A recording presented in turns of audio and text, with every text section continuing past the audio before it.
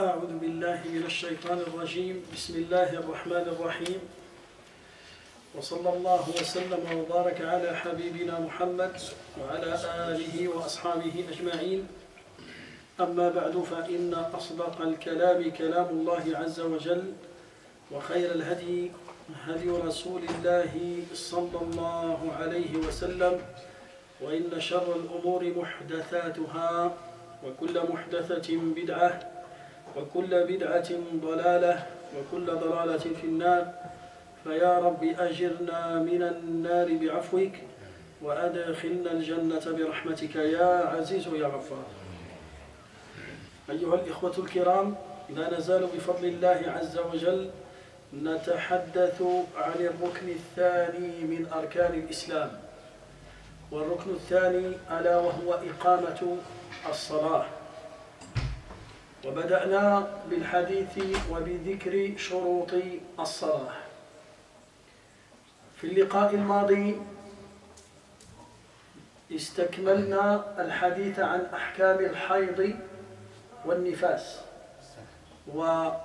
وتوقفنا عند أحكام النفاس. تكلمنا عن الحيض، تكلمنا عن الاستحاضة، تكلمنا عن الفرق بينهما. Inch'Allah mes frères, le jeudi dernier, on a parlé sur les règles de la jurisprudence des menstrues. On a parlé sur le sang de menstrues, on a parlé sur l'hémorragie et on a expliqué la différence entre les deux. Et aujourd'hui, Inch'Allah Azza wa Jal, on va parler sur le troisième sang qui sort du corps de la femme et au moment de l'accouchement, le sang qui sort après l'accouchement. ويسمى النفاس. هذا الدم الخارج مع الولادة يسمى نفاسا. والنفاس كالحيض فيما يحل كالاستمتاع منها بما دون الفرج، وفيما يحرم كالوطء في الفرج ومنع الصوم والصلاة والطلاق والطواف وقراءة القرآن واللبث في المسجد، وفي وجوب الغسل على النفساء عند انقطاع دمها كالحائض، ويجب عليها أن تقضي الصيام دون الصلاة فلا تقضيها كالحائض. والنفاس دم ترخيه الرحم للولادة وبعدها، وهو بقية الدم الذي احتبس في مدة الحمل، وأكثر مدته عند الجمهور 40 يوما. إن شاء الله عز وجل هنا سنتكلم عن أحكام النفاس. هذا الدم دم النفاس كدم الحيض. الدم ديال الحيض والدم ديال النفاس متساويان في الأحكام. Le sang de menstru qui vient chaque mois, la femme, il sort de son corps ce sang chaque mois. Le sang de nifas, il arrive au moment de l'accouchement. Au moment de l'accouchement, la femme, il sort de son corps le sang de après l'accouchement. Alors, les deux sangs, les règles, c'est pareil. Une femme qui est en état de menstru, il ne prie pas. إذا كان عليها دم الحيض تصلي ولا ما تصليش؟ لا تصلي. كذلك après l'accouchement من تولد ويكون عليها الدم تصلي؟ Il ne fait pas la prière, c'est pareil. Quand il accouche, il y a le sang, il ne prie pas. لا تصلي. هل تصوم؟ Est-ce qu'il jeûne؟ hein? بعد الولادة صوم والدم معها، il y a le sang. لا تصوم. Il ne fait pas de ramadan. Est-ce qu'il rattrape الصيام ou pas؟ هل تقضي الصيام أو لا؟ تقضي الصيام كالحائض. c'est comme الحائض. La femme هذيك اللي يجيها دم الحيض تقضي الصلاة تقضي الصيام ولا ما تقضيش؟ Il rattrape le jeûne. Aussi cette femme après l'accouchement, il ne jeûne pas, c'est interdit pour elle de jeûner, mais il doit rattraper. Troisième chose, la femme qui a accouché, il y a le sang toujours qui sort de son corps. Est-ce qu'il peut rentrer à la mosquée? Il reste à la mosquée. Est-ce qu'il peut rester à la mosquée? C'est pareil.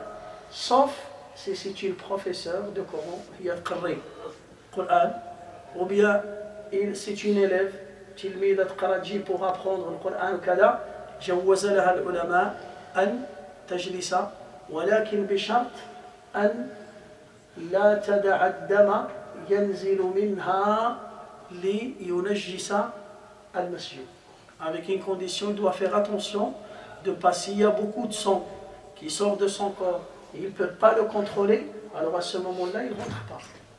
Mais s'il n'y a pas beaucoup, et vraiment il y a des protèges pour protéger et pour empêcher le sang de sortir et de salir ses vêtements ou bien salir la mosquée, à ce moment-là il peut venir.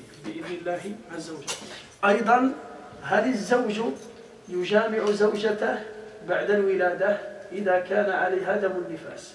Est-ce que le mari il peut faire des rapports sexuels avec sa femme après l'accouchement s'il y a toujours le sang qui sort de son corps? Hein?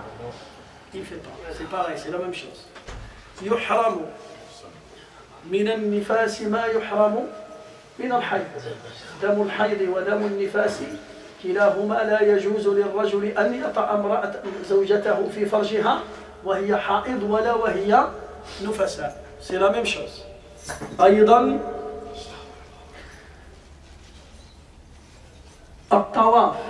Une femme ولدت وهي في عمرة أو في حج. Est-ce qu'il fait tawaf avec le sang de l'accouchement? Hein? Il ne fait pas tawaf. لا تطوف في بالبيت. أيضا قراءة القرآن. Est-ce qu'il peut lire le Coran? S'il a mémorisé le Coran, il veut réviser de sa tête, de sa mémoire, c'est autorisé. Il peut, dans le cœur, même il peut lire à haute voix. Chez elle, il peut lire. Il n'y a aucun problème. Mais pour prendre le mushaf hakada style hizb, non. Est-ce que c'est clair? Mais si le Coran il est enregistré dans le portable, il peut prendre le portable pour lire. Pourquoi? Parce que là, il ne touche pas directement le mushaf, mais il touche le portable. Est-ce que c'est clair? Il peut écouter. Est-ce qu'il peut écouter le Coran? Il peut écouter.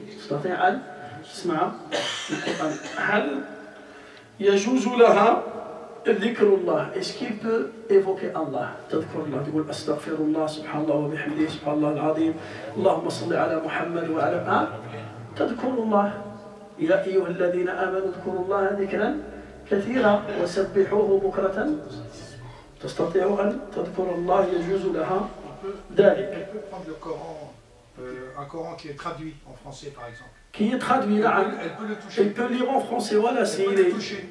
Voilà. Écrit en français. Voilà, parce que là, nous, les savants, mana'ouha min al-mushaf al-kamil. Si le Coran il est entièrement là. Voilà, si c'est dans le portable, ou bien juz, il peut maintenant prendre un juz, maintenant il y a 2 hizb, 3 hizb, maintenant surat al-Baqarah, seulement qui est partagé dans des livres comme ça. Et il peut réviser pour ne pas oublier. يجوز لها ذلك.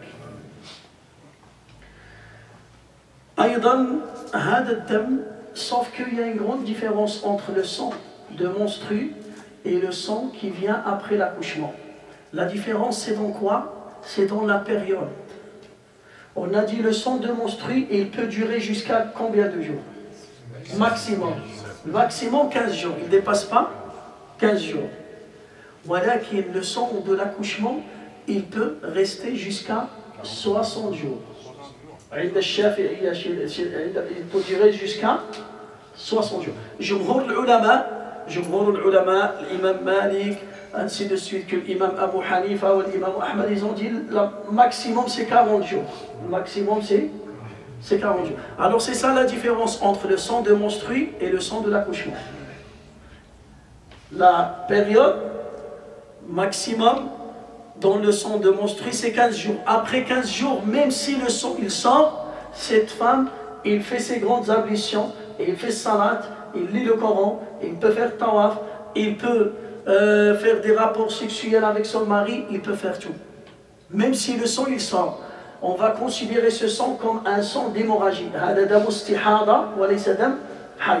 Mais dans le sang de menstru, le sang de l'accouchement, dam nifas, les ulama, ils ont dit s'il dépasse les 40 jours, alors après 40 jours, même s'il y a encore le sang, il prie, il prie, il lit le Coran, il fait tout. L'imam Shafi'i il dit non, il peut rester jusqu'à 60 jours. Après 60 jours, s'il y a toujours le sang, il n'est pas considéré comme le sang de nifas.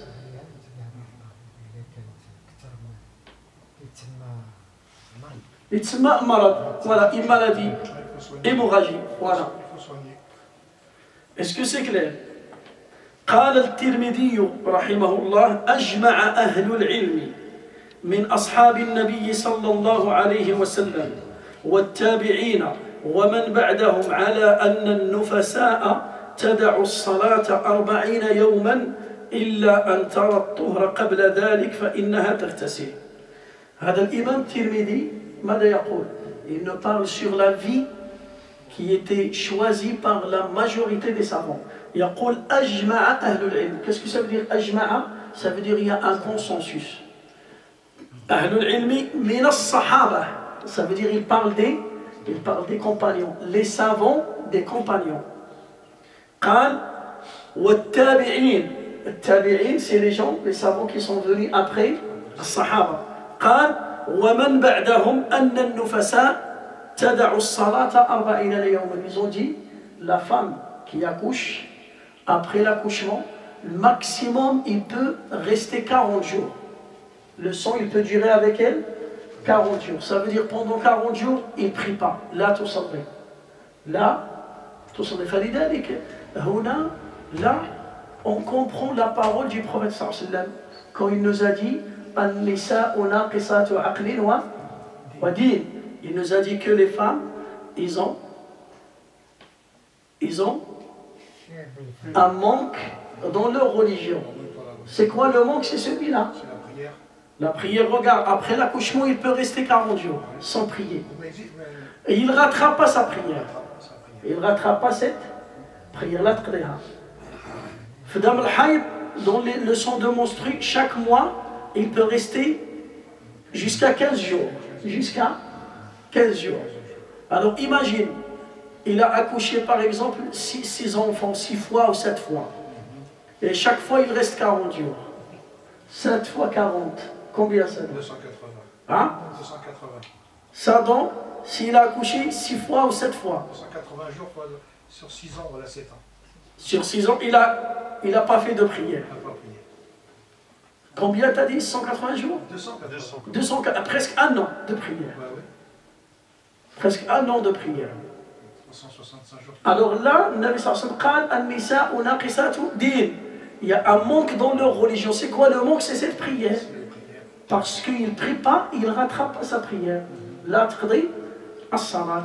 C'est ça. Et ce n'est pas un défaut. C'est pas un défaut. C'est sa nature. C'est Allah Ta'ala qui lui a donné l'autorisation de ne pas prier dans cette situation. La tusalli wa hiya alayha dam nifas. Non, siyam, le jeûne, il doit rattraper. Voilà. الصيام تقضي ولكن الصلاة لا تقضي. Et la prière, il rattrape? Il ne rattrape pas. فإذا انقطع دم النفساء قبل 40 فقد انتهى نفاسها. Mais si cette femme, par exemple, il a accouché un bébé, son garçon, sa fille, et le sang est resté 10 jours, et après il n'y a pas de sang. Est-ce que c'est obligé qu'il reste 40 jours? Elle te prend 40, même s'il n'y a pas de sang. Non. Le moment où le sang s'arrête, il fait il fait ses grandes ambitions, il fait tout. Est-ce que c'est clair?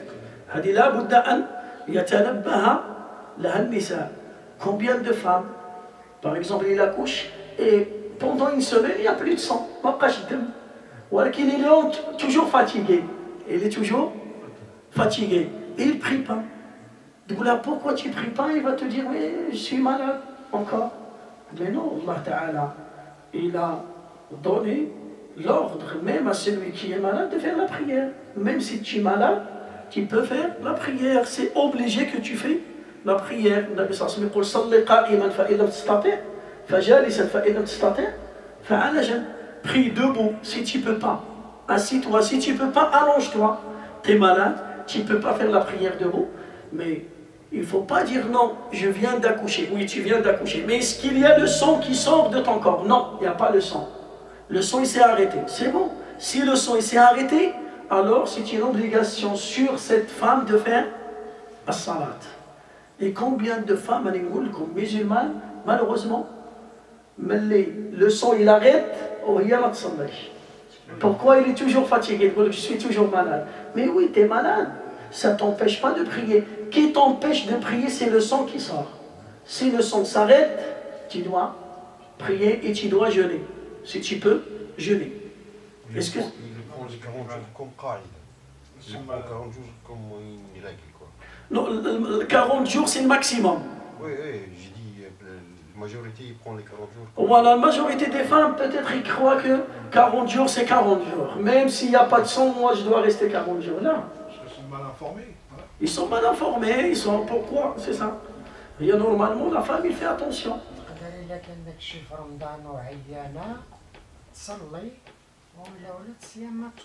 Non, matsonge parce qu'il est maladie, notre maladie. Ça n'a rien à voir avec Nifas. La Bouddha mina, at-tafriq. La Bouddha mina, at-tafriq, il faut faire la différence. Il faut faire attention. On parle, et combien de sakin, ils ne savent rien sur cette religion. La preuve. La preuve, c'est que c'est ça. Jusqu'à ils t'appellent au téléphone, ils veulent des réponses prêtes. Avec la réponse qui est pas le sandwich. Sandwich emporté. Ils veulent des réponses emportées. Voilà, dans son bureau, allô, oui, il a fait, qu'est-ce que je fais? فلذلك لا بد أن يتعلم الإنسان دينه وهو مسؤول عن زوجته وأمه وأخته وبنته. Et on est responsable sur les femmes, ta fille, ta mère, ta soeur, ta tante, ta grand-mère, tu es responsable devant Allah Azza wa Jal. بعد ذلك المرأة إذا انقطع دمها وجب عليها الغسل. إذا انقطع دمها وجب عليها الغسل. Quand c'est bon, le sang s'arrête, qu'est-ce qu'il doit faire? Le bain. غسل لتطهير من دم الحيض. وإذا يقول الإمام وإذا ألقت الحامل ما تبين فيه خلق إنسان بأن كان فيه تخطيط وصار معها دم بعد نزوله فلها أحكام النفساء. والمدة التي يتبين فيها خلق الإنسان في الحمل 3 أشهر غالبا وأقلها 81 يوما. وإن ألقت علقة أو مضغة لم يتبين فيها تخطيط إنسان لم تعتبر ما ينزل بعدها من الدم نفاسا فلا تترك الصلاة ولا الصيام وليست لها أحكام النفساء. Là, le savant il parle sur la fausse couche.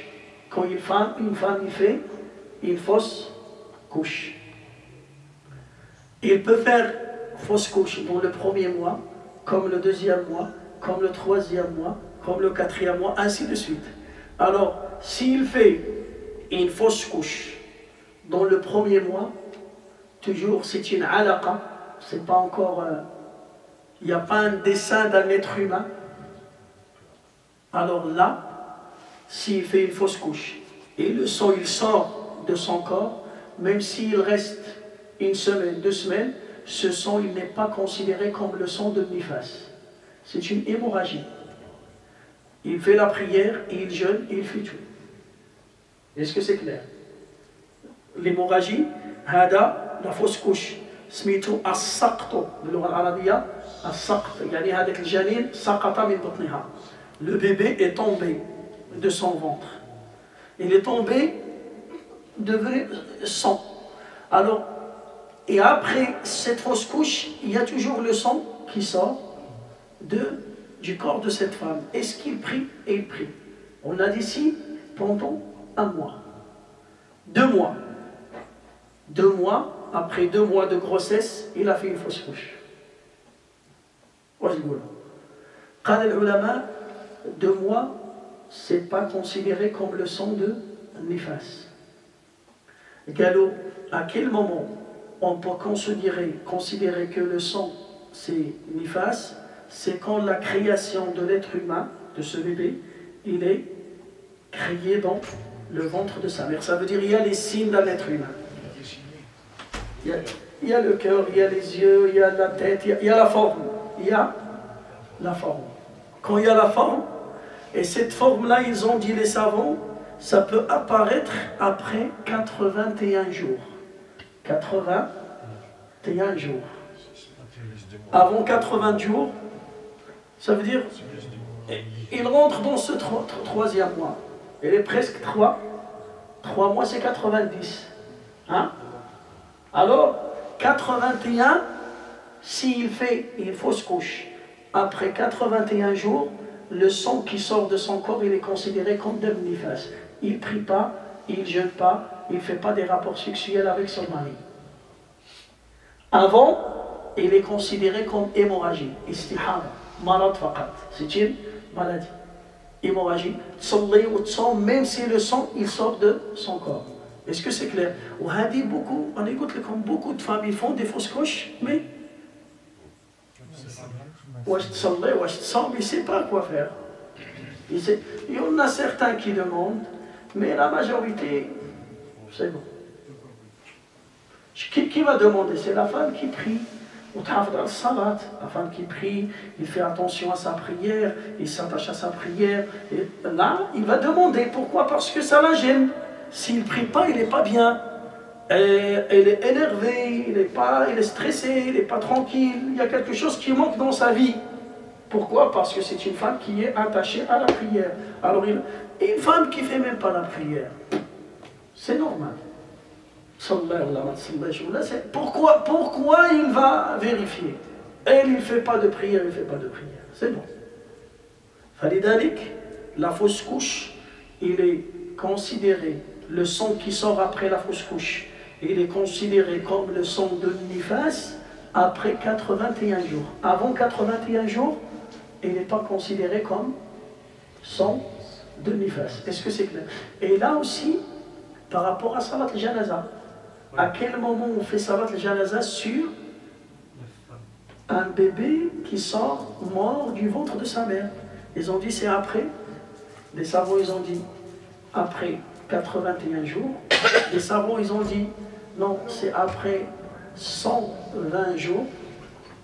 C'est quand Allah Ta'ala il va envoyer l'ange pour souffler l'âme dans son corps. Mais la majorité des savants ils disent as-saqt. إذا سقط ميتا لا تصلي عليه. هذا هو القول الصحيح. الصلاة عليه مستحبة فقط. الصلاة عليه مستحبة فقط. فلذلك là on parle sur le sang qui sort après l'accouchement. D'abord al-nifas.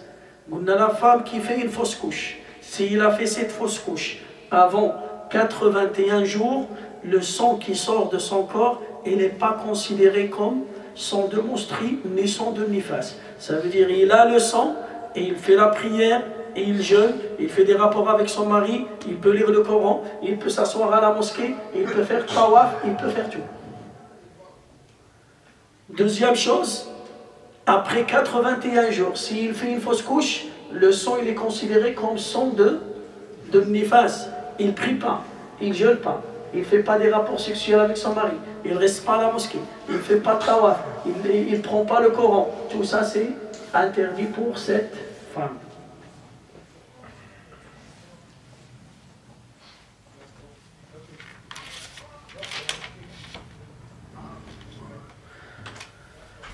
مسألة يجب التنبيه عليها، وهنا مسألة يجب التنبيه عليها، وهي أن البعض من النساء قد تتناول دواء لمنع نزول دم الحيض حتى تتمكن من صيام رمضان أو أداء الحج. فإن كانت هذه الحبوب لمنع نزول الدم مدة لا تقطعه فلا بأس بتناولها، وإن كانت تقطع الحيض قطعا مؤبدا فهذا لا يجوز إلا بإذن الزوج، لأن هذا يترتب عليه قطع النسل. Des femmes, ils prennent des médicaments pour arrêter le sang de menstrues. Si cette femme, elle prend des médicaments que pour jeûner le ramadan, ou bien parce qu'il est à la Mecque, il veut faire tawaf, il veut faire le hajj tranquillement, pour une période fixée temporairement, c'est autorisé. Avec une condition qu'il n'y a pas de conséquences sur sa santé. S'il y a des conséquences graves sur sa santé, là, il y a là. Deuxième chose, et il ne peut pas prendre ces médicaments. Si ces médicaments, ils vont arrêter le sang complètement. Ça veut dire qu'ils ne vont pas arrêter le sang pendant une période temporaire, mais ils vont arrêter le sang à vie, jusqu'à la fin de sa vie. Et là, ils ont dit, c'est interdit pour cette femme de faire ça, sauf par l'autorisation de son mari si elle est mariée. Parce que si le sang s'arrête, il ne peut pas tomber enceinte.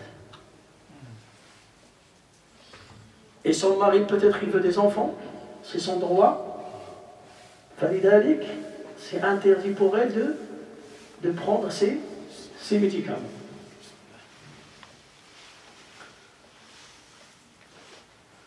هنا تكلمنا عن النفاس. Maintenant on a parlé sur le haïd, sur le nifas, sur l'istihada. Trois choses.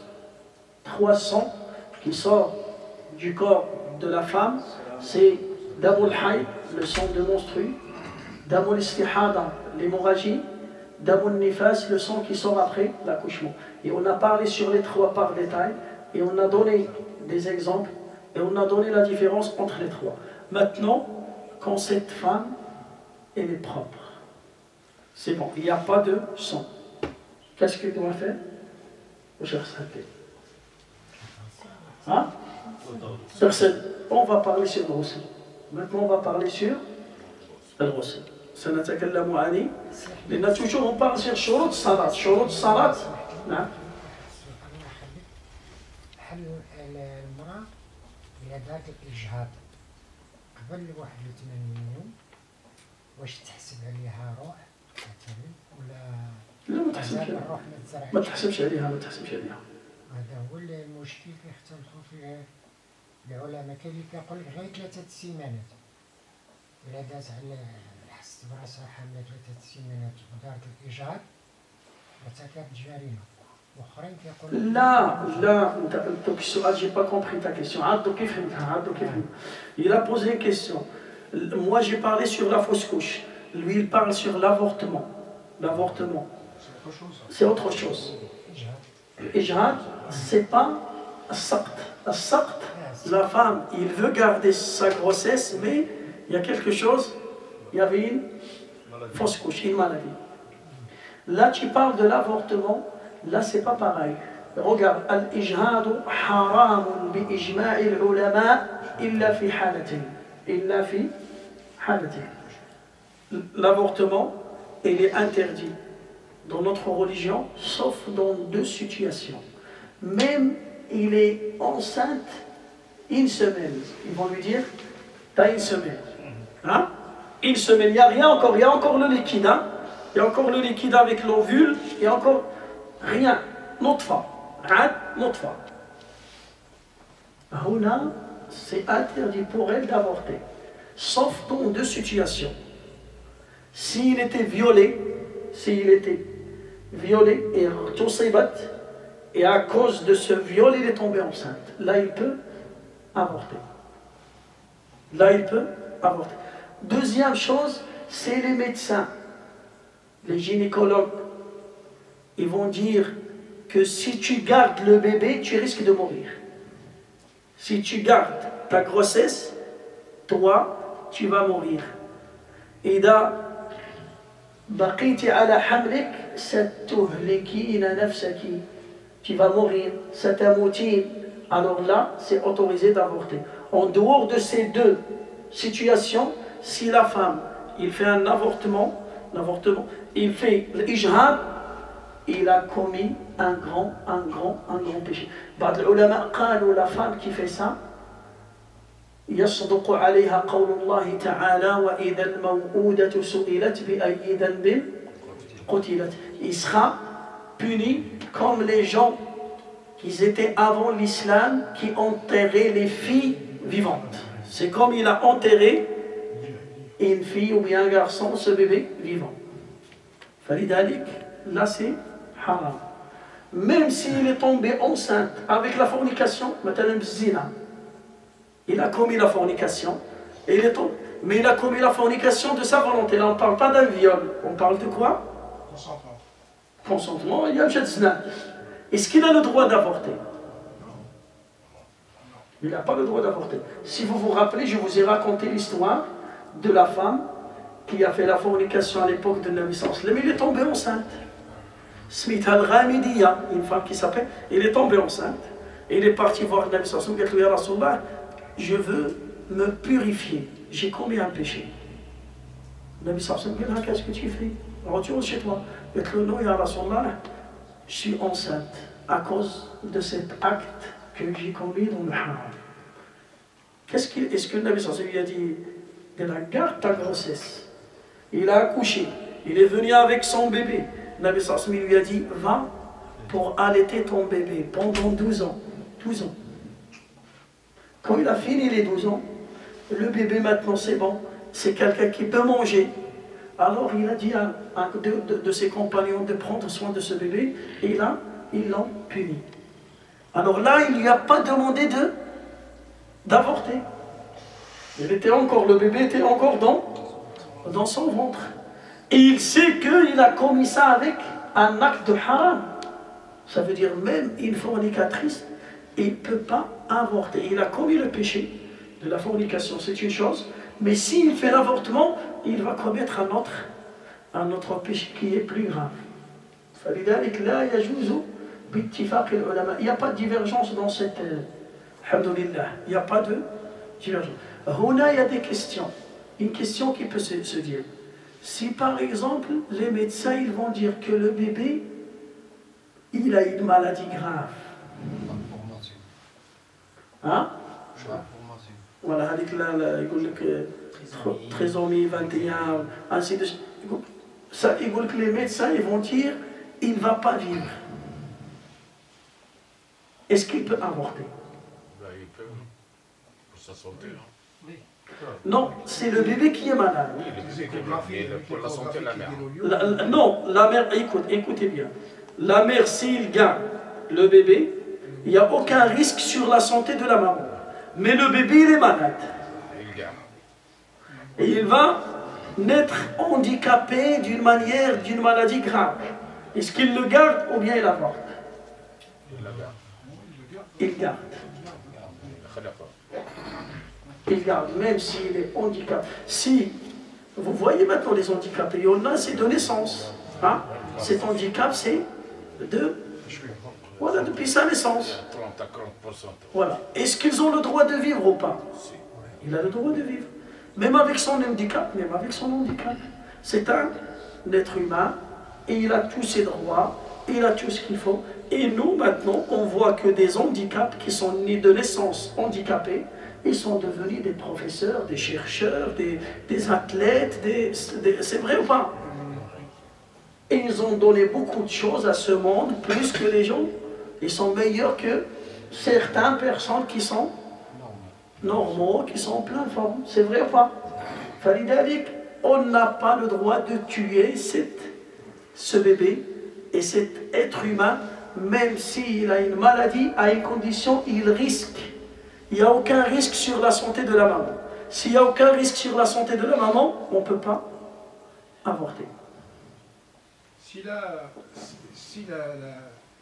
maman qui a commis l'adultère, elle a commis l'adultère, elle va avoir un enfant, si elle épouse le papa de cet enfant, comment est son péché, comment il est Allah Ta'ala?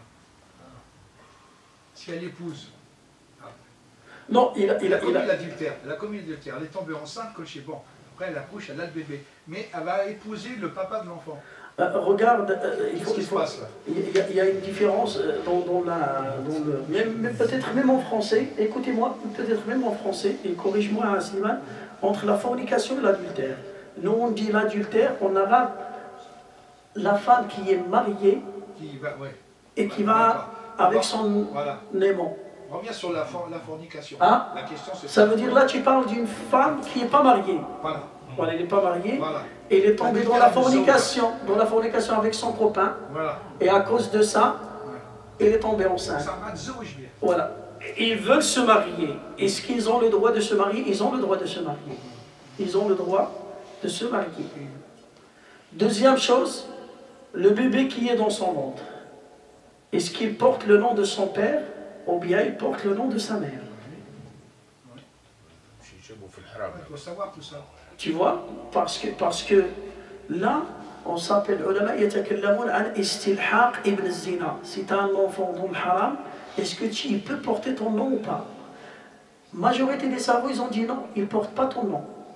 Pourquoi? Parce que c'est pas ton enfant. C'est pas ton enfant. C'est haram. C'est comme quelqu'un qui vend de l'alcool et cet argent, c'est pas à lui. C'est haram pour lui. C'est haram pour lui. Kadalik, celui-là, c'est pas. D'autres savants, il n'y a pas un consensus. On a les khilaf, ils ont dit non. Si le père, il reconnaît sa faute, et il veut, pour préserver ce bébé, pour voilà, on peut. Il reconnaît l'enfant. Voilà, il reconnaît l'enfant, et il porte son nom, et les deux, ils doivent faire tawba al-nasuh.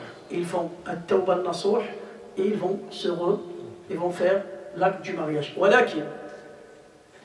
Cette fille est enceinte et il veut se marier.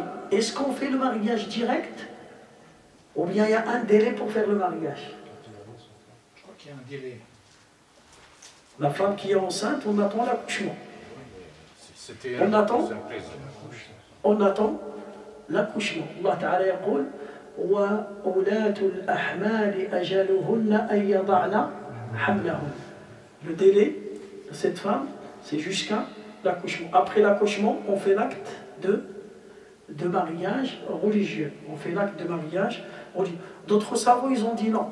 Même s'il est enceinte, pourquoi? Parce que pour pas créer une séparation, voilà, ça peut, le mari il peut s'enfuir, il peut kada, on va leur faire le mariage, même s'il est enceinte, parce qu'il est enceinte de lui, il n'est pas enceinte de quelqu'un d'autre.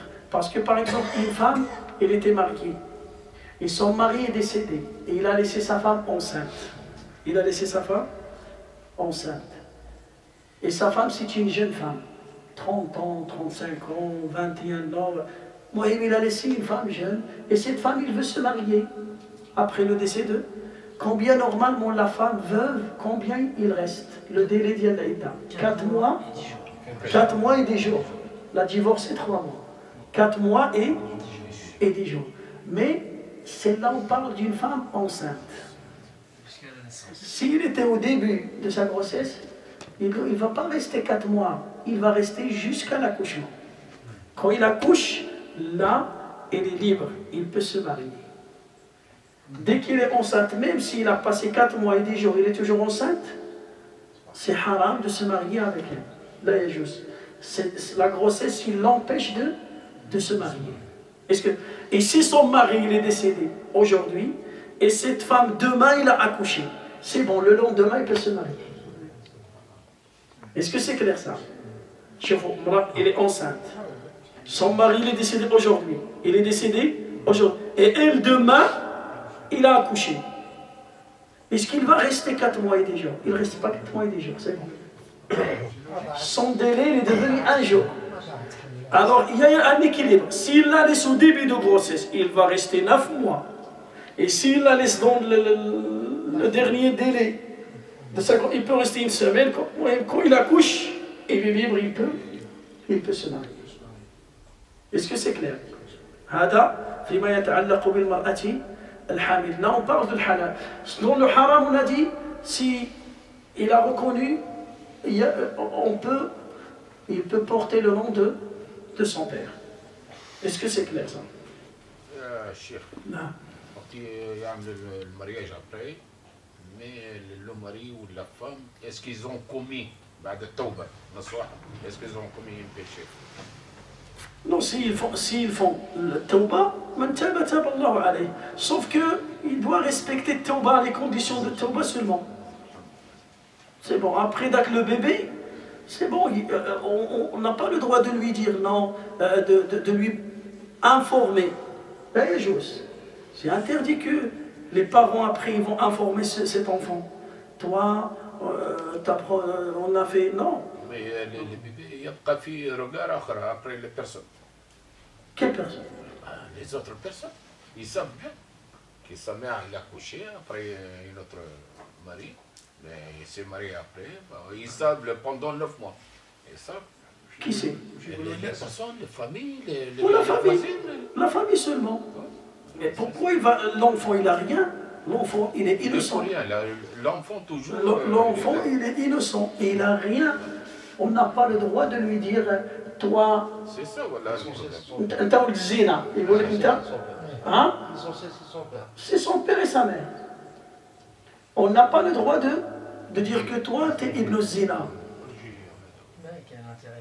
Hein? Il n'y a pas d'intérêt. Au contraire, il y a des choses graves qui peuvent se passer, qui peuvent se produire. La faute, elle était commise par le père et la maman.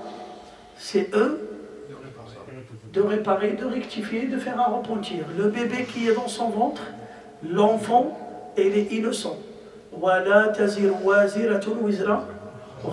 Ta'ala ne dit personne ne porte les péchés des autres. Tu ne peux pas porter les péchés de tes parents, ni eux ils vont porter tes péchés. Chacun il sera jugé sur ses responsabilités et ses péchés. Et tu seras récompensé sur tes hasanat et tes œuvres et tes actes d'adoration. يجزيك الله عن الحسنات والخيرات والأعمال الصالحة ويحاسبك ويعاقبك إن شاء أو إن شاء غفر لك عن ذنوبك وسيئاتك ومعاصيك. C'est ça la règle. بعد ذلك سنتكلم عن أحكام الغسل. Maintenant on va parler sur أحكام الغسل. واش راكم متبعين معايا ولا نشوف الحاج ابراهيم. Vous suivez ou vous voulez dormir là? Hein? Parce que c'est long et j'ai peur que vous allez perdre les informations. Non, c'est bon. Ouais, perdre le fil du... La prochaine fois, si on n'est pas nombreux, on prépare un verre de thé, on fait une pause, comme ça on fait une pause de 1 quart d'heure, on boit, c'est vrai. Et celui qui arrive en retard, il ne boit pas. Voilà. Il y a qu'à... Abdi Mottalib, il est arrivé, là j'ai fait le berrad, il est arrivé, il y a qu'à Al-Hajj. Dirouha murakhba.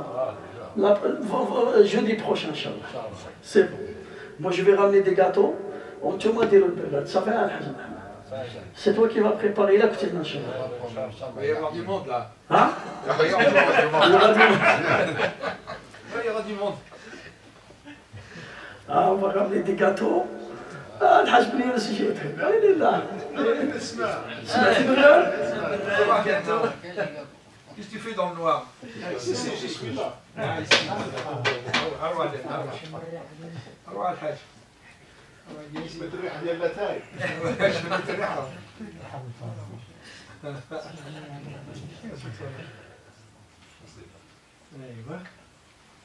أولاً سنتكلم عن أحكام الغسل. On va parler Inch'Allah sur les règles des grandes ablutions. أولاً سنتكلم عن موجبات الغسل. À quel moment les grandes ablutions deviennent obligatoires sur le musulman? Pour le musulman. À quel moment tu dois faire les ablutions? قال العلماء أول موجب خروج المني من مخرجه من الذكر أو الأنثى. Première chose qui t'oblige de faire les grandes ablutions, c'est quand tu sors le sperme, soit l'homme il sort son sperme, soit la femme il sort son sperme. Quand il sort, tu dois faire les grandes ablutions. Pour sortir le sperme, il y a 3 choses, ou bien 4 choses. L'oula, des rapports sexuels avec ta femme. Des rapports sexuels avec ta femme, ou anzalta, et le sperme est sorti.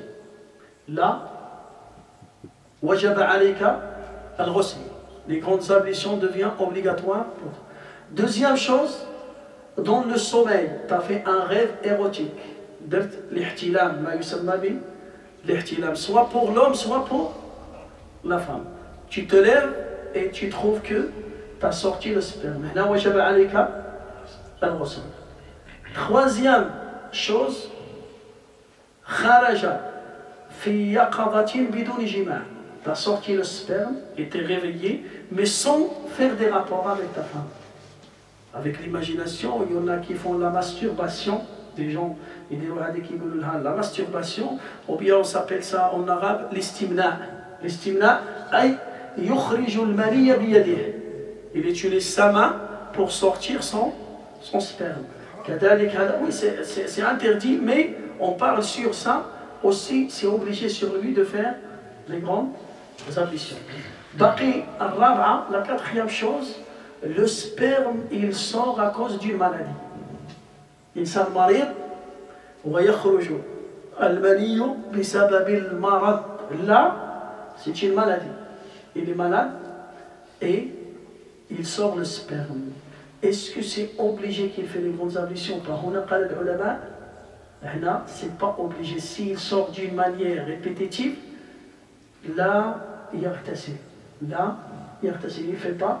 لماذا؟ الله تعالى يقول ليس على المريض حرج. ليس على المريض حرج.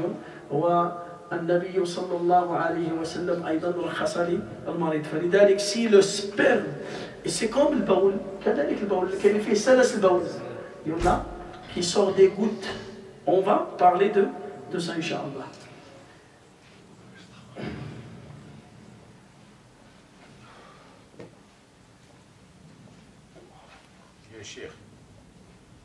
لأن قلنا c'est à cause d'une maladie يخرج المني ولا لذة له. Comment tu fais la différence entre le sperme qui sort à cause d'une maladie et le sperme qui sort normal? C'est le plaisir. Celui qui sort à cause d'une maladie, tu ne sens pas un plaisir. Au contraire, tu peux sentir des douleurs. Tu peux sentir des douleurs. Et le sperme qui sort normal, il sort avec un plaisir. بلذة يخرج بلذة. فإن خرج بلذة وجب الغسل. وإن خرج بغير لذة بسبب المرض لا يوجب الغسل. Tu laves ton endroit, tes parties intimes, et tu fais les petites ablutions. Ça annule les petits. Il se transforme comme le madi. C'est comme le madi. نعم. C'est bon, هذا الكستيون تاعي. إذا كان السبرم يبس sèche. Sèche, ça veut dire sèche, mais à quel moment? À quel moment? Moment de réveil, la nuit. Non. Si tu fais, regarde, tu te lèves et tu as trouvé que tu as sorti le sperme, même s'il est sèche, tu fais le ghusl. Est-ce que c'est clair? Regarde, le sommeil, tu as senti ou tu n'as pas senti. Quand tu te lèves et tu vois les traces, partagé. Moi, je parle sur quelqu'un qui est réveillé. Ça veut dire il sort le sperme et il est réveillé, mais ils sont des douleurs. C'est à cause d'une maladie. Là, il ne fait pas les grandes ablutions. Là, parce que c'est une manière répétitive. فيها مشقة والدين دين يسر المشقة. المشقة تجلب التيسير. المشقة تجلب التيسير. Est-ce que c'est... Amma dans le sommeil, quand tu dors, même si tu n'as pas senti, tu n'as rien senti dans ton sommeil, et tu te lèves le matin et tu trouves les traces de sperme, même s'il est séché, il est sèche, tu fais les grandes ablutions. Est-ce que c'est clair? إذا احتلمت بليل ولم تشعر بذلك ولا بلذة ولا بنشوة ولا شيء ووجدت علامة المني فوجب عليك الغسل. Soit pour l'homme, soit pour la femme. Les deux, c'est autorisé. وإن خرج في حال النوم وهو يسمى بالاحتلام وجب الغسل مطلقا. هذا ما قلته لفقد إدراكه فقد لا يشعر باللذة فالنائم إذا استيقظ ووجد أثر المني وجب عليه الغسل وإن احتلم ولم يخرج منه مني ولم يجد له أثرا لم يجب عليه الغسل. Là, le sommeil, écoute, tu dors, tu n'as rien senti, tu n'as pas fait de rêve, mais le matin tu as trouvé des traces.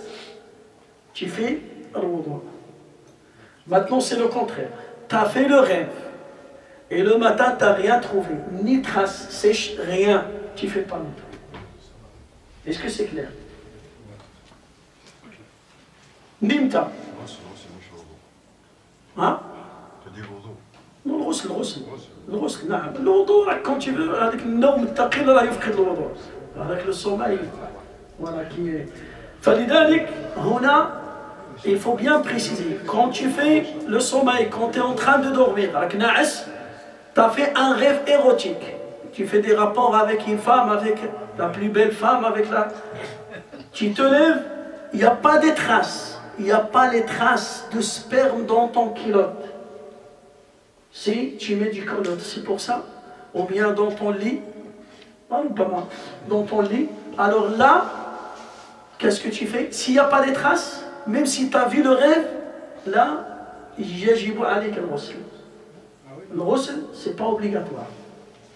Mais si tu n'as pas fait de rêve et le lendemain tu as trouvé les traces, mais là tu fais le ghusl. Et la troisième, tu fais le rêve et tu trouves les traces, ça c'est clair et net. Est-ce que c'est clair? هذه بالنسبة للنائم ثلاث حالات. إما أن يحتلم ويستشعر اللذة ويجد الأثر فهنا وجب الغسل. وإما أن ينام ويحتلم ولا يجد أثرا فلا يغتسل. وإما أن لا يرى شيئا في المنام فإذا استيقظ وجد علامة ووجد أثر المني وجب عليه الغسل. Trois situations, je vais les répéter. Tu dors la nuit ou bien le matin, dans n'importe quel sommeil, le matin, la nuit, l'après-midi, le soir, tu as fait un rêve érotique, tu as senti le plaisir et tu as vu les traces de sperme. Là, tu fais des grandes ablutions. La deuxième situation, tu fais le rêve, tu as senti le plaisir et il n'y a pas de traces. Même si tu as senti, il n'y a pas de traces. Tu fais ou tu ne fais pas? Tu ne fais pas. Là, tu dors, tu n'as rien vu et tu as trouvé les traces. Tu fais ou tu ne fais pas? Tu fais. Est-ce que c'est clair? C'est bon? Pour les hommes et pour les femmes. Parce qu'une femme, il est venu voir Nabi sallallahu alayhi wa sallam. Imra'a, ismuha al-Rumaysa. Il est venu voir Nabi sallallahu alayhi wa sallam. فقالت يا رسول الله إن الله لا يستحيي من الحق هل على المرأة من غسل إذا هي احتلمت؟ قال نعم إذا رأت الماء. نعم إذا رأت الماء. Le hadith qui montre que c'est obligatoire de faire les grandes ablutions quand tu fais un rêve érotique à une condition. Une femme il est venue voir Nabi sallallahu alayhi wa sallam. Est-ce que je dois faire les grandes ablutions? C'est j'ai fait un rêve érotique. Il a dit oui, si tu vois des traces. Si tu vois les traces de sperme. Quelles traces? Les traces de sperme. Est-ce que c'est clair ça? هذه الأولى. الأمر الثاني من موجبات الغسل إيلاج الذكر في الفرج ولو لم يحصل إنزال. Quand l'homme il fait des rapports avec sa femme et son sexe, il touche le sexe de la femme. Même s'il n'a pas sorti du sperme, tu n'as pas sorti, tu n'as pas arrivé, tu n'as pas réussi à sortir le sperme. tu dois faire les grandes ablutions. والدليل ما رواه الإمام مسلم وغيره عن النبي صلى الله عليه وسلم قال إذا جلس بين شعبها الأربعة. Si l'homme il est resté à côté de sa femme entre ses mains et ses pieds, شعبها الأربعة ça veut dire entre ses mains et ses pieds, ثم مس الختان الختان, et ton sexe a touché son sexe, وجب الغسل, وجب الغسل. Le fait de toucher seulement, c'est ولكن بدون حائل, ça veut dire toucher sans qu'il y a quelque chose qui vous sépare, ça veut dire sans isolation, direct, un contact direct. Si le contact il est direct, même si tu n'as pas sorti de sperme, mais elle, il n'a rien sorti, qu'est-ce qui va se passer là? Tu dois faire les grandes ablutions. Il y a beaucoup de gens qui sont mariés malheureusement, ils ne savent pas ça. À quel moment il fait les grandes ablutions? C'est quand le sperme sort. حتى يخرج المني.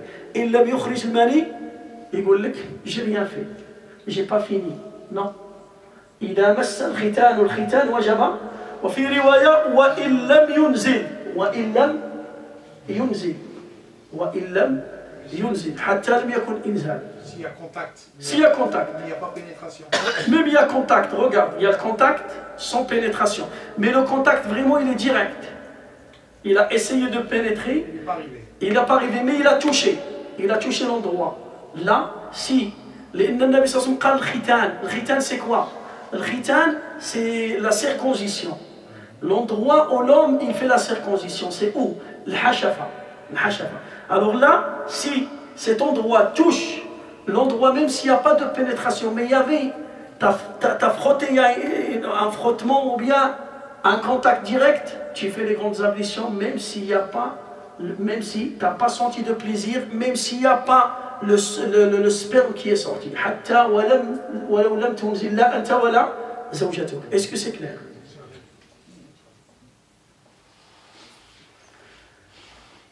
هذا يقول فيه العلماء فيجب الغسل على الواطئ والموطوءة بالإيلاج ولو لم يحصل إنزال لهذا الحديث ولإجماع أهل العلم على ذلك. Il y a ce hadith là et aussi tous les savants, il y a un consensus, ijma', comme quoi s'il y a un contact direct, même si tu n'as pas sorti de sperme, tu dois faire les grandes ablutions. Est-ce que c'est clair? نعم.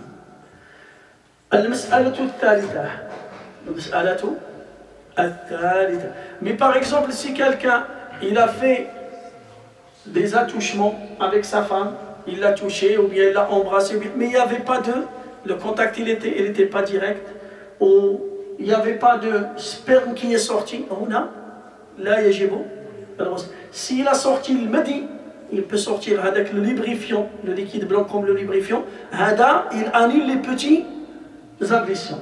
Hada yanqudu al-wudu al-asghar. Qu'est-ce qu'il doit faire? Il doit laver ses parties intimes et faire les petits ablutions. Est-ce que c'est clair ça? هذا أمر واضح. المسألة الثالثة. Donc قلنا من موجبات الغسل. موجبات الغسل, le fait de sortir le sperme. Et on a parlé, soit dans le sommeil, soit dans un contact avec ta femme. Deuxième chose, le contact, même si tu n'as pas réussi à sortir ni toi ni elle. Troisième chose, من موجبات الغسل عند طائفة من العلماء إسلام الكافر. فإذا أسلم الكافر وجب عليه الغسل لأن النبي صلى الله عليه وسلم أمر بعض الذين أسلموا أن يغتسلوا. Le fait de se convertir à l'islam, d'embrasser l'islam. Quelqu'un n'est pas musulman, il veut embrasser l'islam. واش نقولوا له خصك دير؟ بعض العلماء كثير من العلماء ils ont dit il doit faire les grandes ablutions. وجب عليه لأنه après sa conversion il va faire salat, ça yusalli, hein? Ça il va faire ça. Quand il n'était pas musulman, la fornication pour lui c'est pas haram, hein?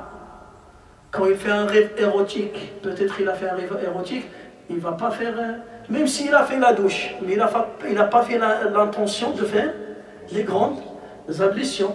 Mais la différence entre le ghusl et la douche normale, c'est le niya, c'est l'intention.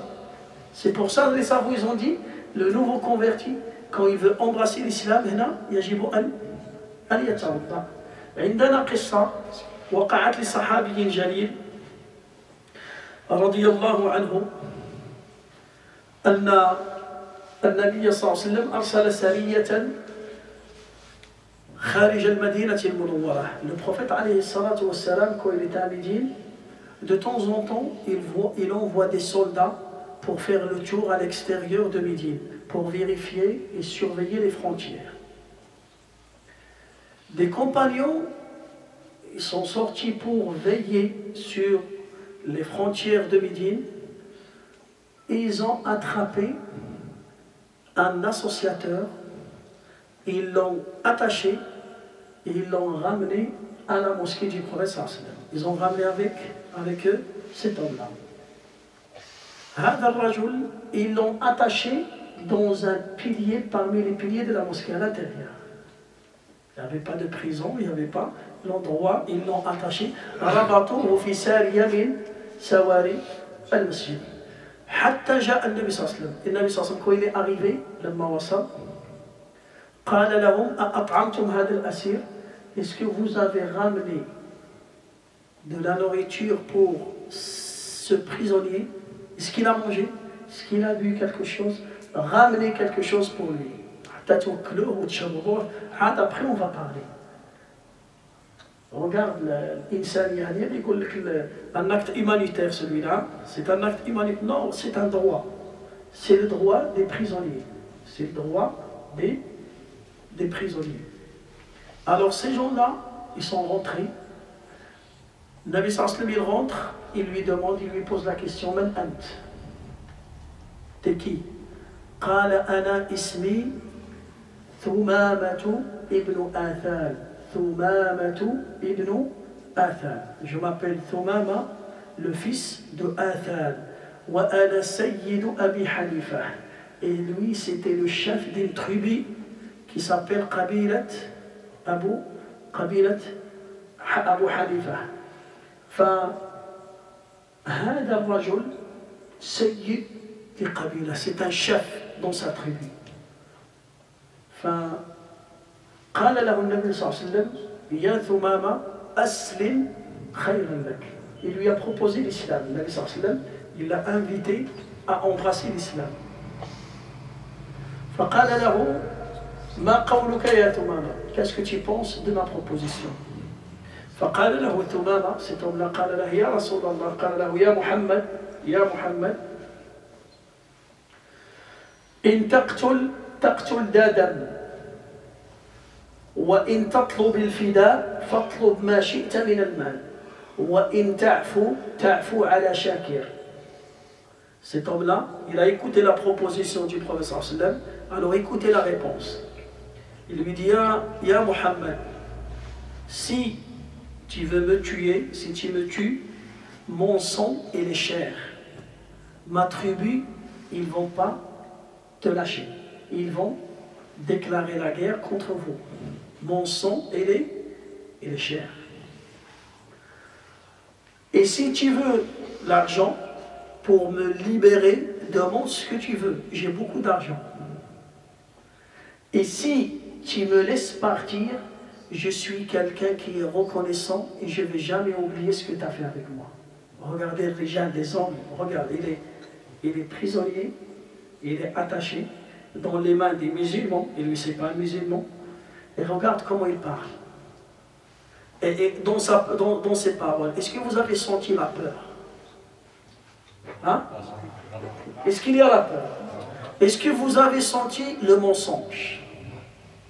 Hein? Est-ce que vous avez senti qu'il est en train de supplier ou bien de demander le pardon? Hein? Il parle avec fierté. Il parle avec fierté. Regarde, c'est pas un musulman. On parle d'un arabe qui n'est pas. Qu'ils avaient des qualités. Maintenant, malheureusement, c'est des arabes. Et plus l'islam, et Ils sont ni arabes, ni musulmans. Et ils ont suivi ni la culture arabe, ni la religion musulmane. On ne sait pas, ils suivent quoi. La na'lam, ha'ula inna Allahumma la tja'alna minhum. Nous aussi, on est de cette communauté. Mais on demande à Allah de nous préserver de ça. Mais là, des fois, quand tu vois ce qui se passe autour de toi, on parle de gonesse, de notre entourage. Quand tu vois tes amis, ta famille, tu vois comment ils se comportent, tu dis, il n'est pas arabe, il n'est pas marocain, il n'est pas français, il n'est pas africain, t'es quoi? T'es pas musulman, t'es pas chrétien, t'es pas... Insan, il est perdu. Beaucoup de... Ils sont perdus, ils ne savent pas quoi suivre, ils ne suivent rien. Allah Ta'ala, il a parlé des hypocrites, il a dit, l'hypocrite, il est comme ça. Des fois, il est avec ce groupe, demain, il va devenir avec les autres, demain avec l'autre. C'est bon, il n'a pas une stabilité. Non, le musulman, il doit être stable. Le musulman, il connaît sa destination, il connaît son chemin, il sait son but, il sait pourquoi il parle, il sait pourquoi il prie, il sait pourquoi il donne, pourquoi il pleure, pourquoi il est content, pourquoi il se met en colère. Il sait qu'est-ce qu'il fait dans cette vie. Et on ne vit pas au hasard. Nous, on ne vit pas au hasard. Allah Ta'ala يقول أفحسبتم أنما خلقناكم عبثا وأنكم إلينا لا ترجعون. Allah Ta'ala, il nous a dit, je ne vous ai pas créé au hasard comme ça. C'est pas tu vas tenter ta chance. Non. Dans ce monde, tu as une mission. Tu dois adorer Allah dans les droits de Dieu, les droits des gens, tes droits à toi, tes droits de tes proches. Donne à chacun ses droits. Fais le maximum de perfectionner tes actes.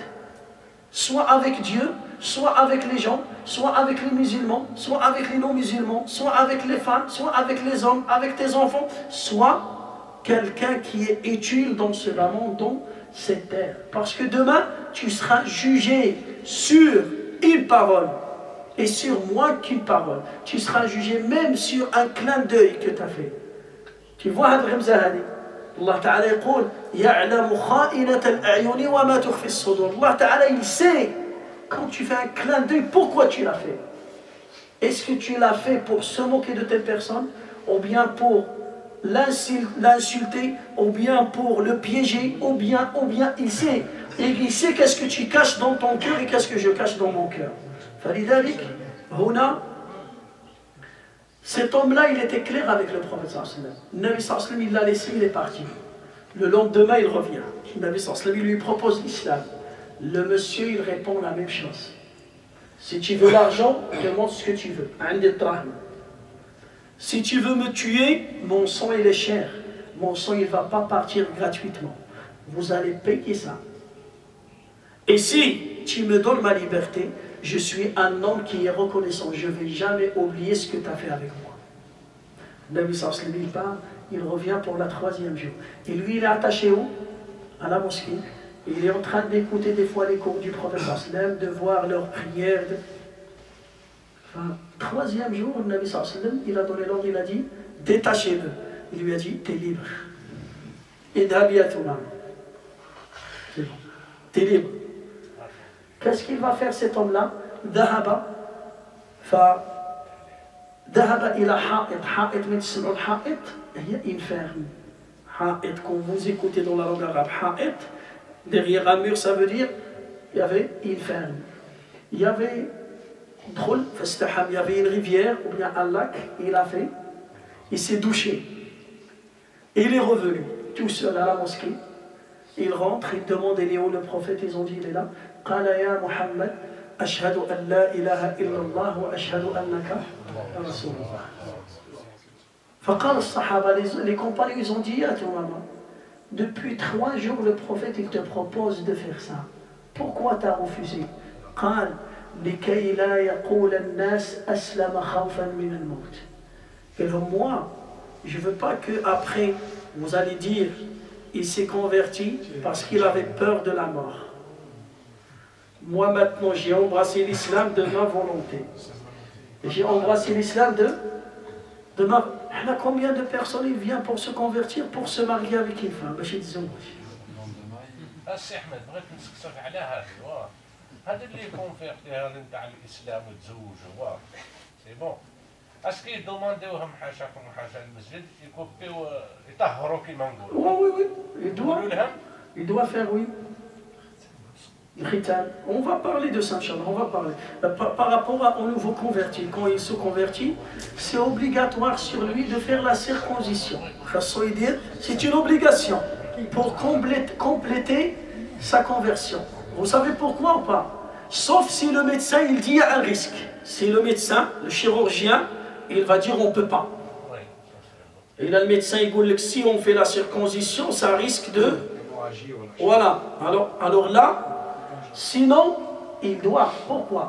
Les anna, vous voyez le sexe de l'homme, quand avec le morceau de chair, s'il n'est pas coupé, il peut garder des gouttes d'urine. Il peut garder l'impureté. Mais il sera caché entre sa peau. Il sera caché des fois. Une goutte. Et une goutte, ça t'empêche de prier. Si tu pries avec cette goutte, celle-là, tu as cassé ta prière. Tu peux casser ton pèlerinage. Tawaf, pour faire tawaf, il faut le wudu. Il faut. Et c'est bien pour la santé aussi, c'est bien pour la santé. Maintenant, les médecins ils conseillent.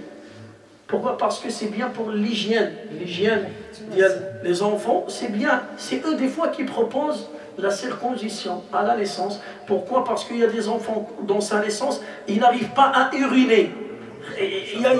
Alors, ils vont lui faire la circoncision. Quand ils lui font la circoncision, ça va circuler vite. Normalement, regarde, la circoncision, c'est une nature humaine. C'est une nature humaine. Fitra. Sunan al-fitra. Comme couper les ongles. Couper les ongles. C'est quoi couper les ongles? C'est sunan fitra. C'est de l'hygiène. C'est de la propreté. Hein? Et même pour les femmes. Il y a des femmes musulmanes malheureusement. يمشي يديروا دوك المانيكول يديروا لي مانيكول الطفل قدها وهي يحصرها فوالي ويل في لا بريير. T'as pas le droit que tes ongles dépassent 40 jours. Si les ongles dépassent 40 jours, tu es en train de commettre un péché.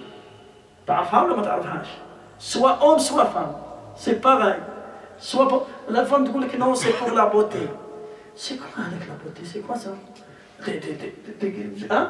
عندها des griffes d'un aigle. C'est vrai ou pas? On dirait un aigle qui va t'attaquer. C'est quoi? Les faux adoptoires. Ouais, qu'ils diront les faux, qu'ils diront les... Tu vois? Non. Il peut utiliser les faux pour se faire belle à son mari à la maison.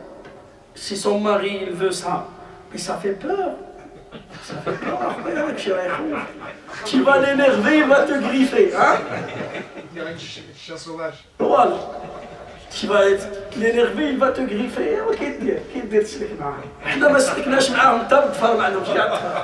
Nous, ils n'ont même pas les ongles. Et des fois, ils nous griffent. Imagine, il met les ongles. Il va m'enlever ma bague directement. Là, on parle sur quoi? On parle sur le kafir.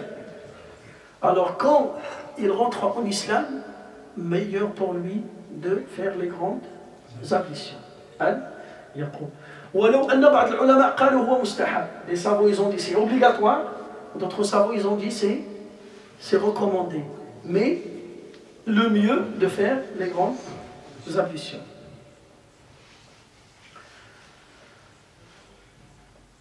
الرابع قلنا quelqu'un qui rentre en islam, il va embrasser l'islam, islam مثلا.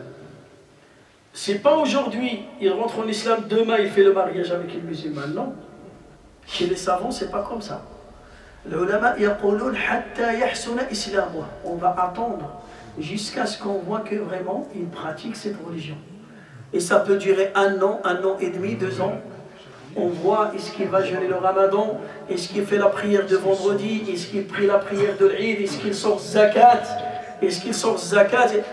C'est pas aujourd'hui, Ashhadu an la ilaha illallah, Ashhadu anna Muhammad Rasulullah, et demain il va se marier avec Khadija, ou bien avec Fatima, ou bien avec Mounia, ou bien. Non. Il y a malheureusement des fils, ils sont comme ça. Il ramène, il va dire à son père, oui, il veut se convertir. Le père, il vient, oh, masha'Allah, il veut se convertir. Et demain, cher, demain, est-ce que tu peux me faire le mariage? Quel mariage? C'est quoi ça? Quel mariage? Et combien ils se sont mariés, après un moment, c'est bon. Il est devenu à son habitude. Et pire, il ne faut pas jouer, ce n'est pas un jeu. Nous, on ne peut pas rentrer dans le cœur de l'être humain. Mais, quand il vient quelqu'un pour se convertir, non, on lui pose des questions. Pourquoi tu veux ça? Est-ce que c'est tout ça? Et ça se voit. Les gens qui se sont convertis de leur volonté, c'est bon. Il est fidèle de la mosquée, fidèle de cette religion, il pratique, voilà. Et il a changé beaucoup de choses. Tu vois dans sa façon de parler, de sa façon de s'habiller, c'est bon. Et les autres, non, tu ne le vois même pas. Tu le vois une seule fois. Et après, il revient pour demander l'attestation. Donne-moi l'attestation de conversion. Oui, on va te donner. T'as dit la ilaha illallah dans tel jour. Seulement, c'est ça qu'il n'y a rien qui a changé. Est-ce que toi, tu as changé ou pas? Est-ce que tu as commencé à pratiquer ou pas? فلذلك الله المستعان. بعد ذلك الرابع من موجبات الغسل الموت, la mort. Quand le musulman ou bien la musulmane mort, qu'est-ce qui va se passer? On va le laver. Il dit que le lavage mortuaire. هذاك غسل كغسل الجنابة وغسل الحيض بالنسبة للمرأة. فيجب تغسيل الميت sauf le martyr. الشهيد لا يغسل. Le martyr لا يغسل. فإنه لا يغسل. فلذلك الميت soit homme soit femme. Musulman, avant de l'enterrer au Chandirolo, on fait comment pour laver quelqu'un qui est mort? C'est la même chose que tu fais, la même chose.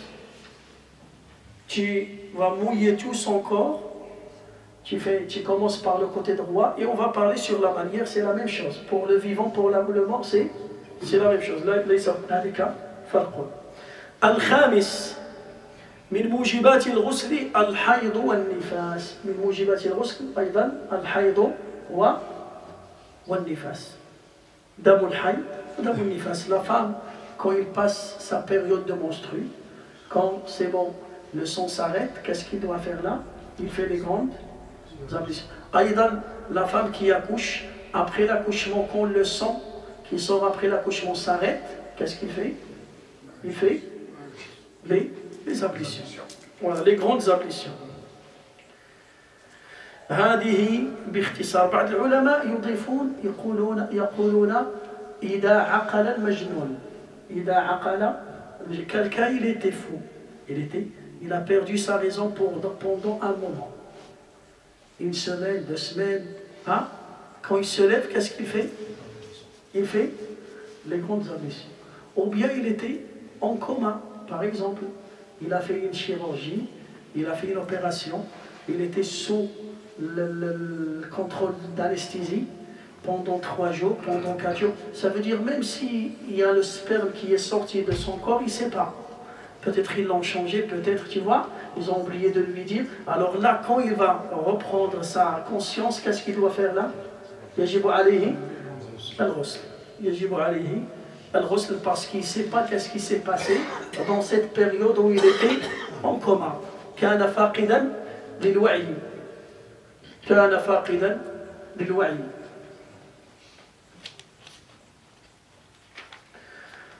هنا سنتكلم عن صفة الغسل. Maintenant, comment on fait? On a parlé sur موجبات الغسل. À quel moment les grandes ablutions deviennent. Maintenant, كيف تغتسل? Comment tu fais? هذه هنالك صفتان. Il y a 2 manières. Une manière, c'est autorisé. Il y a les jaïza. Et une manière, c'est complète. C'est la meilleure manière. On dit la manière complète. As-sifatul kamila wa as-sifatul mujzi'a. Sifatul mujzi'a. Sifatul mujzi'a, c'est quoi? La manière qui suffit. C'est le fait de faire an-niyya, l'intention, et de mouiller tout ton corps. Commence par la droite, par la gauche, par le fait de mouiller tout ton corps, les cheveux jusqu'à tes pieds et faire niya, c'est bon. T'as fait al-ghusl. Hada jaïs, c'est autorisé. Walakin la manière qui était recommandée, qui est recommandée, et la manière du prophète sallallahu alayhi wa sallam, ça veut dire pour embellir les grandes ablutions, la voilà. La première chose, an-niyya, tu fais l'intention. Tu fais l'intention. Parce que c'est l'intention qui va te faire la différence entre les grandes ablutions et entre la douche normale. Et entre la douche, il y en a qui rentrent pour se doucher, pour refroidir son corps, ou bien pour nettoyer son corps, pour enlever la sueur ou bien l'odeur, pour faire du shampoing, pour faire ça, pour faire... Et d'autres, ils rentrent pour faire les grandes ablutions. Est-ce que c'est clair? Tania, Yusammi, il dit Bismillah, wa yaghsilu yadayhi talatan wa farjah. Il dit Bismillah, maintenant tu es rentré dans la douche. Même avec Shashara. Qui dit avec Shashara en français? La douchette. Avec la douchette maintenant. Avant de mouiller ton corps, tu rentres, tu dis Bismillah et tu laves tes mains 3 fois. Et après tu laves tes parties intimes. Tu laves tes parties intimes. Thumma yatawadda wudu al-kamila. Et après tu fais les petites ablutions. 3 fois les mains, la bouche, le nez, le visage, la main droite, la main gauche, les cheveux, les oreilles, le wudu, les petites ablutions. Kamilatan. Troisième chose, ثم يحتي الماء على رأسه 3 مرات. يروي أصول شعره. Après tu mouilles 3 fois, tu mouilles 3 fois tes cheveux. Jusqu'à ce que tu touches les racines de tes cheveux. Tu as bien mouillé les racines et les cheveux 3 fois. Après tu rentres sous la douchette 3 fois. C'est bon. Là je vais m'arrêter avec vous par rapport aux femmes. La femme. Si une femme par exemple, il a fait des nattes, ou bien il a coiffé ses cheveux, est-ce que c'est obligé de lâcher ses cheveux ou pas? Comme il veut faire les grandes ablutions. مثلا هي راها رابطه شعرها ياك دير هكا وبيا دار دينات وبيا دير كوافير المهم n'importe. Est-ce qu'à chaque fois il veut faire les grandes ablutions, il doit détacher? Quand les ulama, écoutez, si il veut faire les grandes ablutions pour enlever, parce que la période de menstruer est s'arrêter, ou bien le sang qui vient après l'accouchement s'arrêter, là il doit le détacher. C'est obligatoire. Mais si il veut enlever le janaba, il a fait des rapports avec son mari, et il est en état de janaba, là, c'est pas grave, même si c'est pas obligé de le détacher, même s'il est rassemblé, et il mouille bien ses cheveux, et les racines de ses cheveux sont le détacher. Le haïd, non. Pour le haïd, parce que le haïd, il va se doucher une seule fois dans le mois. Parce que la période de menstruer, il vient une fois dans le mois. Ça veut dire quand il va s'arrêter, une fois. Mais les rapports, il peut faire 2, 3 fois, il peut faire 4 fois par semaine, il peut faire, dans le mois, il peut faire 6, 10, 30, ça dépend. Ça dépend. فلذلك المشقة فيها, il y a une difficulté. Et surtout, les cheveux des femmes, ça peut tomber. C'est la femme, il utilise beaucoup l'eau. Il y en a qui ont des cheveux, et les cheveux, c'est la beauté. C'est 60% de beauté de la femme, c'est les cheveux. C'est pas... Alors imagine, ses cheveux ils sont légers, ou bien ça tombe, ou bien les problèmes des femmes, c'est les cheveux. J'imagine les cheveux ils tombent, les cheveux ils tombent. Alors, la religion il vient pour faciliter. Si tu fais les grandes ablutions pour enlever le janaba, alors même s'il rassemble ses cheveux, il ramasse ses cheveux comme ça, il mouille bien ses cheveux et les racines, c'est bon. C'est pas obligé de le détacher. Mais pour le ghusl de l'haïd des menstrues, il doit détacher. Est-ce que c'est clair? Ça c'est pour la femme. Imaginez un homme, il a des cheveux longs. Ils sont attachés. Est-ce que pour lui aussi, il ne les détache pas ou bien il doit les détacher? Il doit les détacher. Lui, il doit. Pourquoi? Parce que le Nabi sallallahu alayhi wa sallam, il avait des longs cheveux. Et jamais, quand il faisait le ghusl de janaba, il détache ses cheveux. Il a de char des fois jusque là, des fois jusque là. Est-ce que c'est clair ça? Ça c'est une autorisation pour les femmes. Pour les femmes seulement. بعد ذلك, cinquième chose, Niya, il fait l'intention, il dit Bismillah, il lave ses mains 3 fois, ses parties intimes, après il mouille ses cheveux 3 fois, hein?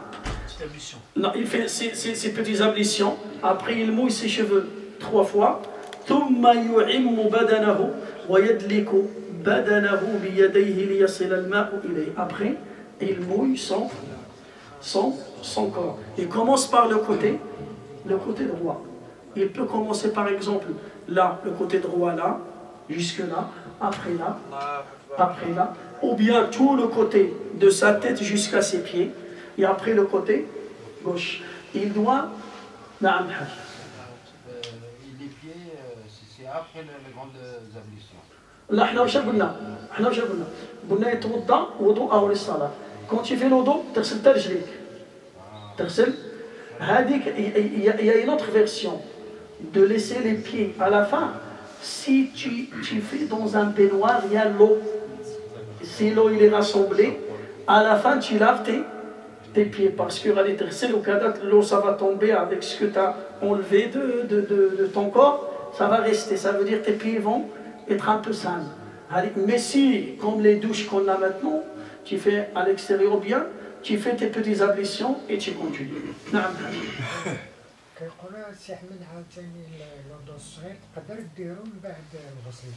Non, moi maintenant je vous donne la manière du prophète sallallahu alayhi wa sallam. La manière, c'est sa femme Maïmouna et sa femme Aïcha qu'ils ont raconté. Alors je suis en train de détailler le hadith. Le hadith, c'est Maïmouna, la femme du prophète sallallahu alayhi wa sallam, qui s'appelle. Il a vu le prophète en train de faire les grandes ablutions devant elle, et Aïcha aussi. Alors les deux, ils sont en train de nous raconter comment le prophète sallallahu alayhi wa sallam faisait ces grandes ablutions. Est-ce que c'est clair? Hadith, c'est isma top. Si tu veux vraiment perfectionner tes grandes ambitions, la première, si tu ne veux pas te casser la tête, tu fais une niya, tu mouilles ton corps, salam alaykoum, tu fais tes petites ambitions pour salat al-sadri. Est-ce que c'est clair? Là, on parle sur perfectionner tes ambitions, tes grandes ambitions. Pour revenir sur l'état de Janaba d'un homme, par exemple. Ouais. Dans l'état de Janaba. Première chose à faire, c'est quoi? Pour que ce soit bien clair. Première chose, niya. Niya. Voilà. Après. Deuxième chose, il dit Bismillah, il lave ses mains 3, là, jusque poignet. Après, il lave ses parties intimes. Bien. Après, il fait les petites ablutions. Entières, de A jusqu'à Z, de ses mains jusqu'à ses pieds. Avant d'aller sous la douche. Avant. Quatrième étape, il mouille ses cheveux 3 fois. Il doit mouiller ses cheveux jusqu'à ce que les racines et les cheveux ils sont mouillés. On a parlé sur la femme. Cinquième chose, là, il mouille tout son corps. Il commence par le côté droit. On a dit le côté droit, tu peux côté petit à petit, comme tu peux, tout laver. Le côté droit avec le côté gauche. Il essaye de frotter. Quand tu essaies de frotter. Où ta main arrive, essaye de frotter avec l'eau. Est-ce que c'est clair? Tu fais un shampoing quand même, qui va shampoiner. Non, là, on ne parle pas de shampoing, on ne parle pas de savon, on ne parle pas de gel douche, on ne parle pas de crème après, avec la crème. Non, l'eau. Les grandes ablutions. Pourquoi? Parce que si vous vous rappelez, au Shagouna, on a parlé sur l'eau. L'eau, quand il est mélangé avec du savon, est-ce que tu peux l'utiliser pour l'eau d'eau? Tu ne peux pas l'utiliser pour l'eau d'eau, ni pour les grandes ablutions, ni pour les petites ablutions. Il faut utiliser l'eau normale. Je vais me tourner là. L'eau avec du shampoing. Il y a shampoing là, et toi tu vas laver. Il y a l'eau qui descend avec le shampoing. C'est ça. Alors l'eau, quand il change son odeur, et son goût, et sa couleur, il ne passe pas pour, même s'il est propre. Il est propre, l'eau avec du savon, l'eau avec du shampoing. Il est propre ou il n'est pas propre? Il est propre. Mais tu ne peux pas l'utiliser ni pour les grandes ablutions, ni pour les petites ablutions. Est-ce que c'est clair? Khalida avec les grandes ablutions avec l'eau, bilma faqat. Bilma. Tu finis, tu mouilles ton corps.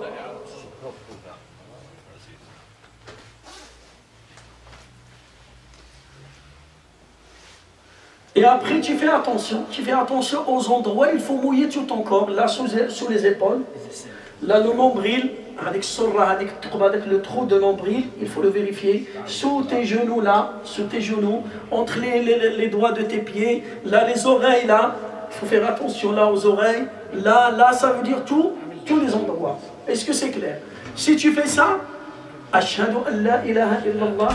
وأشهد أن محمد رسول الله اللهم اجعلني من التوابين واجعلني. Là, t'as fait quoi là? Les grandes ablutions.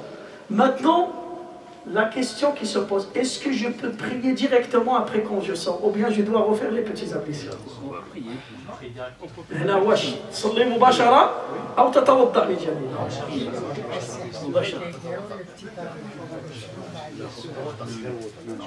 Le dos que tu as fait maintenant, est-ce que c'est le dos pour salat ou bien le dos de l'ghusl? Quand tu as fait le dos, les petites ablutions que tu as fait, est-ce que tu étais encore en état de janaba ou pas? Oui. Le moment où tu as fait les petites ablutions, le matin ou pas, tu étais encore en état de janaba ou pas? Tu étais encore en état de janaba. فلذلك جمهور العلماء يقول لك ça passe pas, il faut refaire les ablutions pour ça. Il doit dire attention.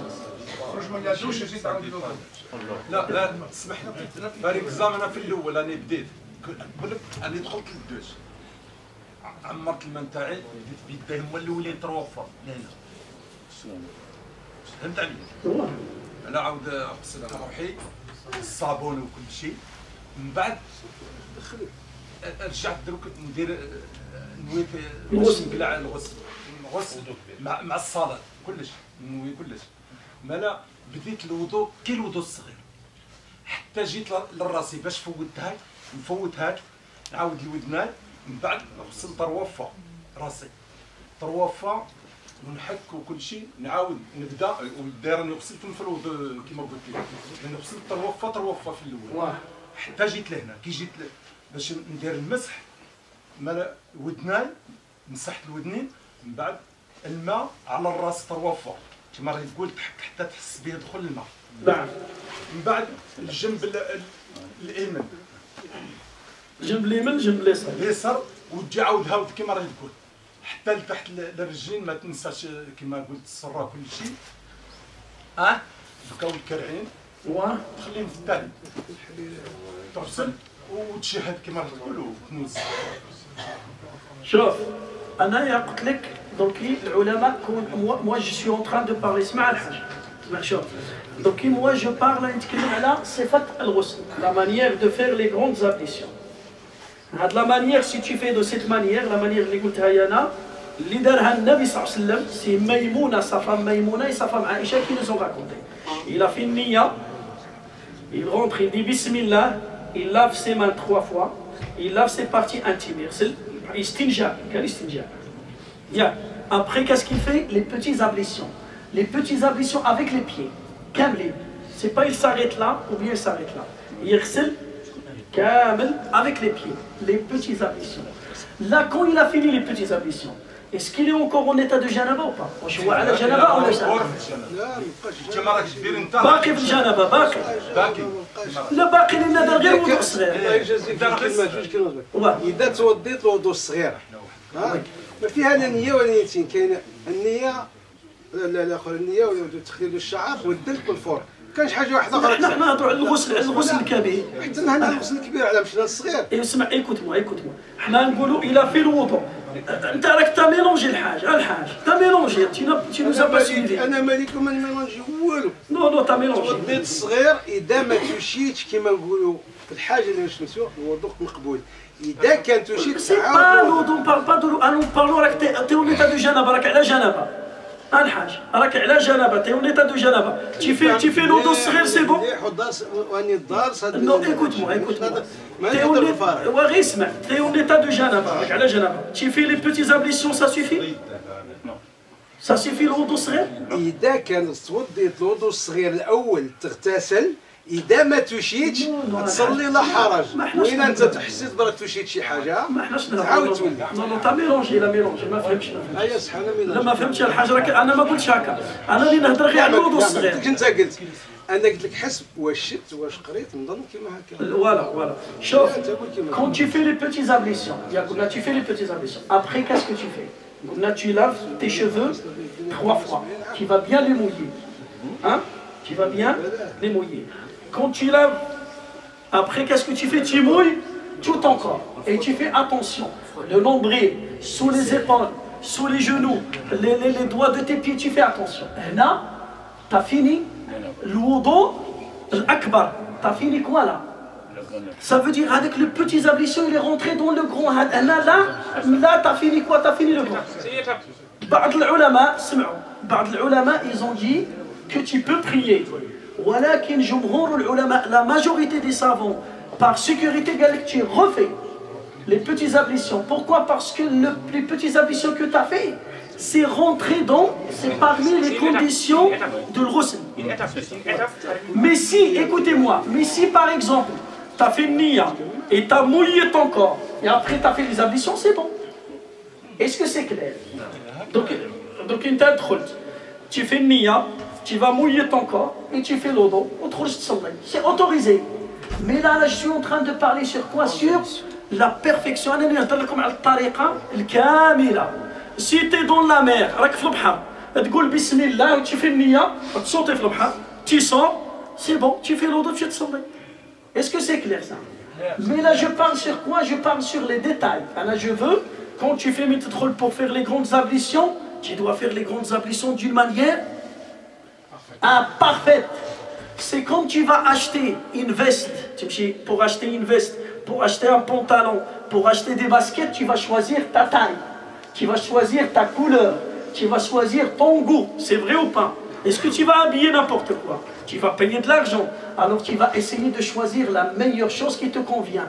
Aussi pour faire les grandes ablutions, le ghusl, il faut choisir la meilleure manière. Et on va s'arrêter là. Et le jeudi prochain, on va continuer. Allahumma allimna ma yanfa'una wanfa'na bima 'allamtana wa zidna 'ilman ya rabbal alamin. Subhana rabbika rabbil 'izzati 'amma yasifun wa salamun 'alal mursalin walhamdulillahi rabbil alamin. Samouhouna 'ala le retard. On a fait 4 minutes de retard, excusez-nous. On s'excuse. Allahu akbar, Allahu akbar. Allah